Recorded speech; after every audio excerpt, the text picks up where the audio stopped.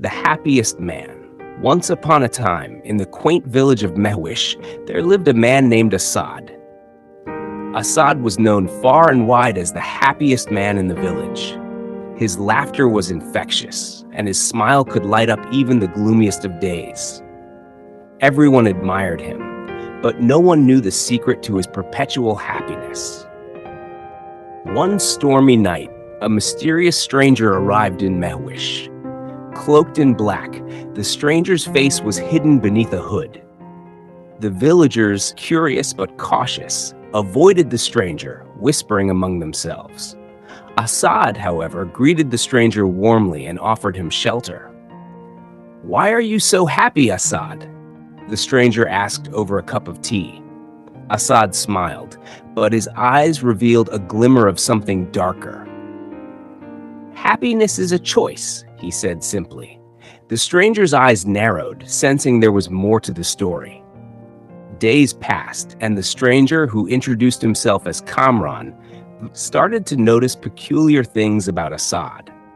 Every night, Asad would disappear into the woods, returning only at dawn. His house, which was always welcoming, now seemed to emanate an eerie aura. One night, driven by curiosity, Kamran decided to follow Asad. He trailed him through the dense forest, careful to remain unseen.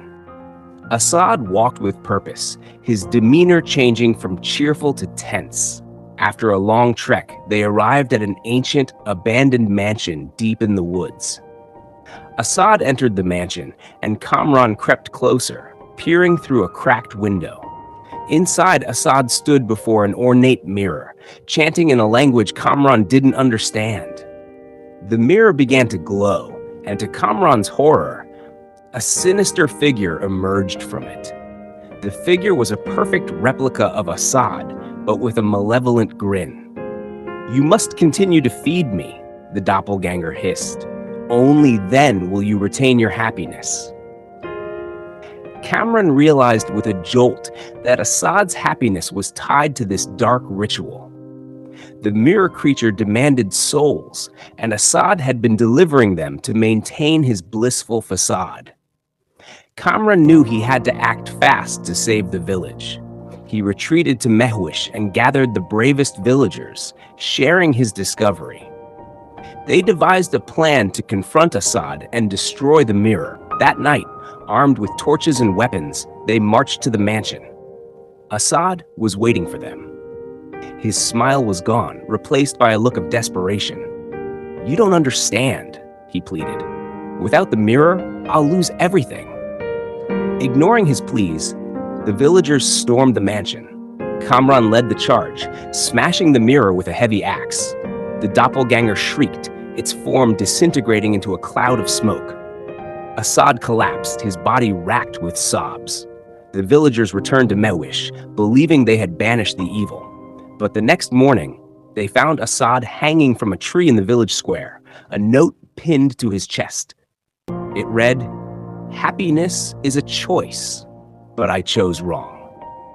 Years passed, and the story of Asad became a cautionary tale in Mehwish. The mansion in the woods was left to decay, and no one dared to venture near it. Kamran stayed in the village, a silent guardian against the darkness that once threatened their happiness.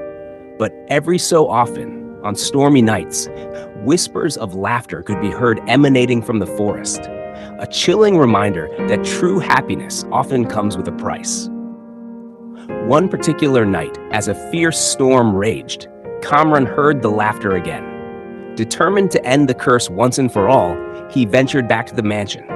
The villagers, fearful yet hopeful, followed him. The mansion was even more decrepit than before. Kamran and the villagers searched every room, but found nothing. Just as they were about to leave, the mirror, now broken but still faintly glowing, caught Kamran's eye. Kamran approached it cautiously. Suddenly, the mirror's shards began to piece themselves together. From the reformed mirror, the doppelganger emerged once more, grinning wickedly. "You destroyed the mirror, but not me," it hissed. "Asad's debt is unpaid. One must take his place."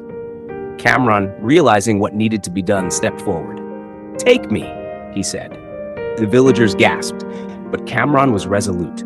If my sacrifice can save the village, then so be it. The doppelganger's grin widened.